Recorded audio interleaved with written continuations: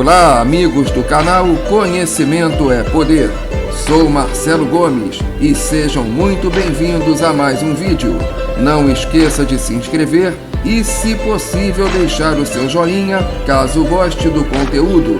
Isso é muito importante para que mais e mais pessoas se tornem poderosas através do conhecimento.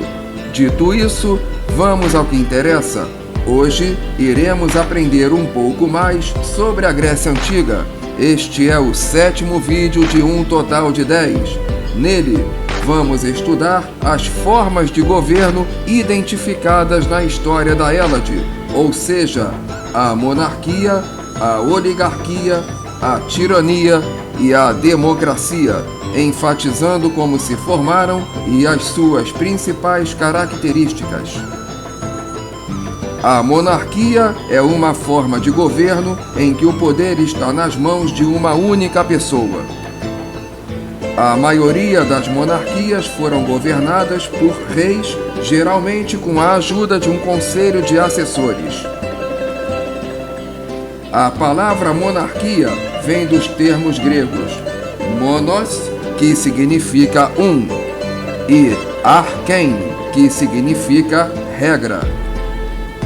Os micênicos, que governaram a Grécia Antiga de 2000 a 1100 a.C., eram povos guerreiros que estabeleceram monarquias para governar seus reinos. O rei de cada cidade-estado vivia em um palácio-fortaleza luxuoso na capital. Além da capital, havia uma rede de aldeias periféricas. As pessoas dessas aldeias pagavam impostos ao rei, obedeciam às suas leis e dependiam dele para a sua defesa. O rei muitas vezes contou com soldados fortemente armados para impor seu domínio e garantir que as pessoas pagassem impostos e obedecessem às suas leis. Ele geralmente mantinha o poder político para a vida toda.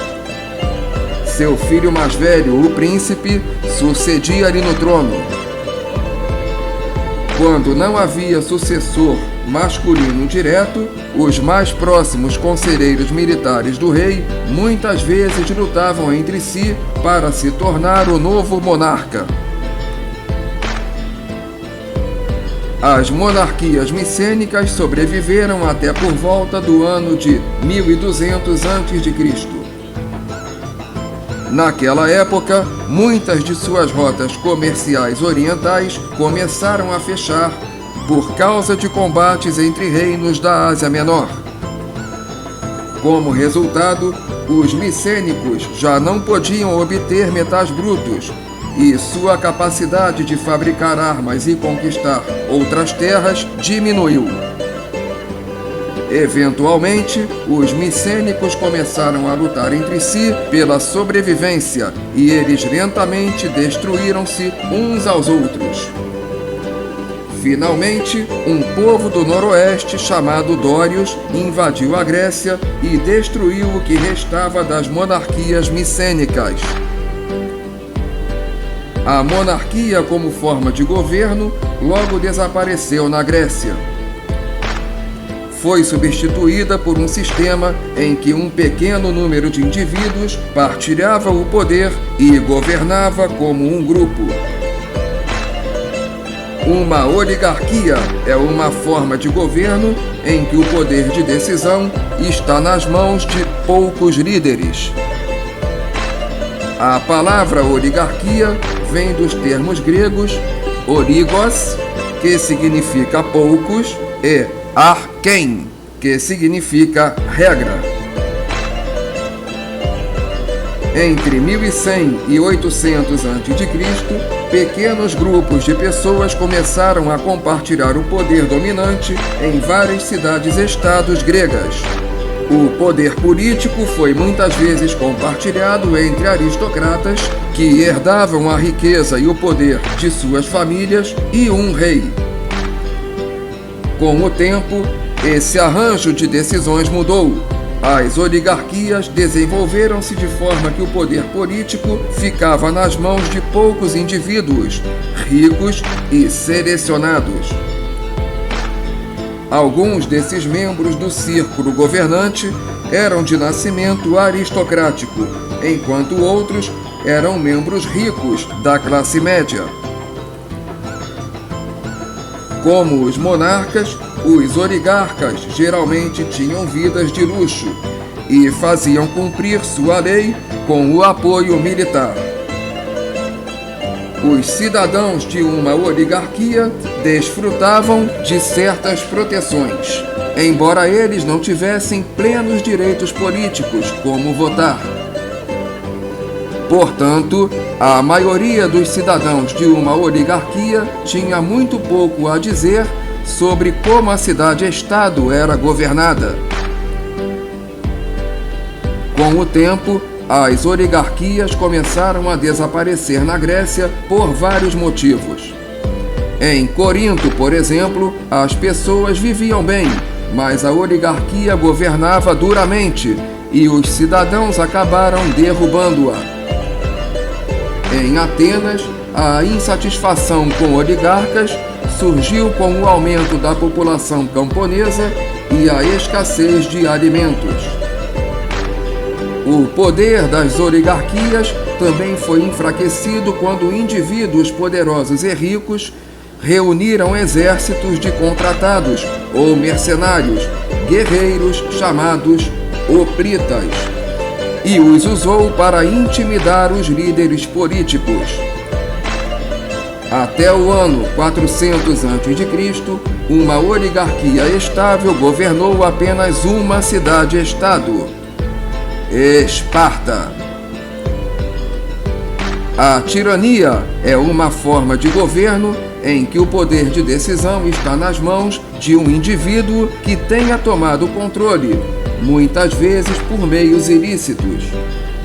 A palavra tirania vem do grego tyrannos, que significa usurpador com poder supremo. Com o tempo, a pessoa que governava através da tirania, ou tirano, ficou conhecida como quem se agarra ao poder por meios cruéis e abusivos. As tiranias na Grécia surgiram pela primeira vez em meados do ano 600 a.C. Em muitas cidades-estados, uma crescente e rica classe média de comerciantes e fabricantes ficou descontente com seus governantes. Essa classe média exigia privilégios políticos e sociais para acompanhar sua nova riqueza, mas as oligarquias dominantes se recusavam a lhes conceder qualquer palavra no governo. Várias pessoas, na sua maioria ex-líderes militares, responderam às demandas da população de classe média e prometeram fazer as mudanças que eles queriam. Apoiados pela classe média, esses indivíduos tomaram o poder dos grupos governantes. Uma vez no poder, esses líderes ou tiranos frequentemente reformulavam as leis, ajudavam os pobres, cancelavam dívidas e davam aos cidadãos que não eram nobres uma voz no governo. Como recompensa, os cidadãos presenteavam os tiranos com frequência, o que os tornou bastante ricos. Muitos tiranos governaram por curtos períodos.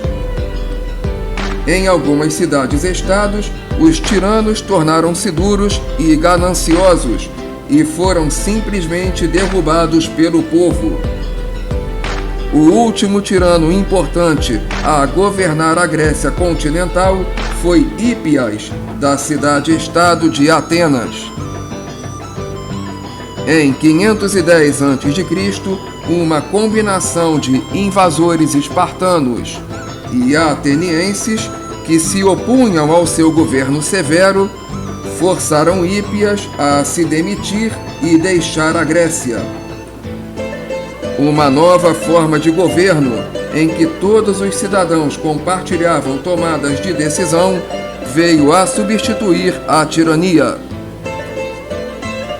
A democracia é uma forma de governo em que o poder está nas mãos de todas as pessoas.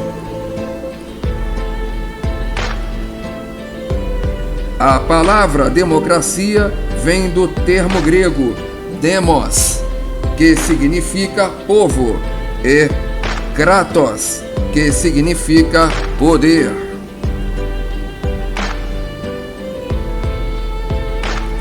A democracia desenvolveu-se na Grécia Antiga por volta de 500 a.C., na cidade-estado de Atenas, onde muitas pessoas começaram a se opor à regra dos tiranos. O órgão principal da democracia ateniense era a Assembleia dos Cidadãos. A Assembleia foi aberta a todos os 30 a 40 mil cidadãos adultos do sexo masculino, mas geralmente apenas 5 mil pessoas compareciam. Tanto os cidadãos ricos como os pobres participavam da Assembleia. Esse órgão reunia-se cerca de 40 vezes por ano para dirigir a política externa, rever as leis e aprovar ou condenar a conduta dos funcionários públicos. Membros da Assembleia chegavam a todas as suas decisões através do debate público e do voto.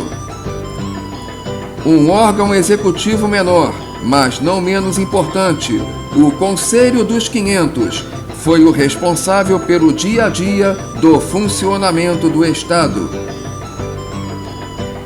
Esse corpo, cujos membros eram escolhidos anualmente em um tipo de loteria, propunha leis e decisões da Assembleia pela força ou por decretos. O Conselho também administrou as finanças do Estado, recebeu embaixadores estrangeiros e supervisionou a manutenção da frota de navios atenienses. Um aspecto importante da democracia ateniense era o fato de que os seus funcionários públicos não tinham muito poder individual. Não havia exatamente uma posse. Em tempos de guerra, um grupo seleto de generais tomava decisões sobre assuntos militares. Esses generais eram eleitos anualmente e poderiam ser reeleitos várias vezes. Quase todos os funcionários do governo, incluindo os generais e os membros do conselho, bem como os cidadãos que serviram em júris, eram pagos por seus serviços. Isso permitiu que cidadãos do século masculino, tanto ricos como pobres, participassem plenamente do governo ateniense. No próximo vídeo, iremos explorar aspectos culturais da Grécia Antiga, especificamente questões de gênero, artes e educação, Jogos Olímpicos e religião. Veremos que, apesar de terem muitos conflitos e diferenças entre si, os gregos também possuíam muitos elementos culturais em comum. Se você gostou deste vídeo, se achou que o conteúdo te ajudou de alguma forma, não se esqueça de se inscrever e deixar o seu joinha, pois isso é fundamental para que o canal cresça e alcance cada vez mais pessoas ávidas por conhecimento. Afinal, conhecimento é poder. Até a próxima!